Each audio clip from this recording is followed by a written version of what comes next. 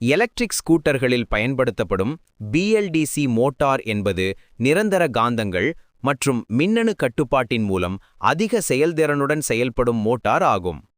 இதன் சுழலும் பகுதியான ரோட்டாரில் நிரந்தர காந்தங்கள் பொருத்தப்பட்டிருக்கும். மேலும் நிலையான பகுதியான ஸ்டேட்டரில் கம்பிச் சுருள்கள் நிரந்தரமாக பொருத்தப்பட்டிருக்கும். இதில் பாரம்பரிய மோட்டார்களைப் போல மின்சாரத்தை மாற்றி அனுப்பும் பிரஸ்ஸஸ் இல்லை.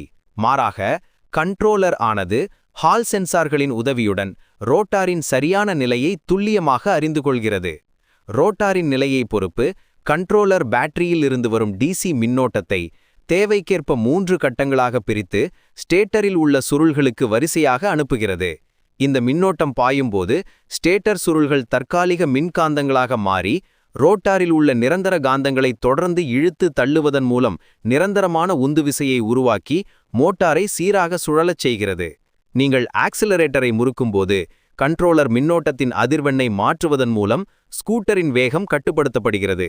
பிரஸ்ஸஸ் இல்லாததால் இதில் தேய்மானம் குறைவு, பராமரிப்பு தேவை மிகக் குறைவு மற்றும் நீண்ட ஆயுள் கொண்டது.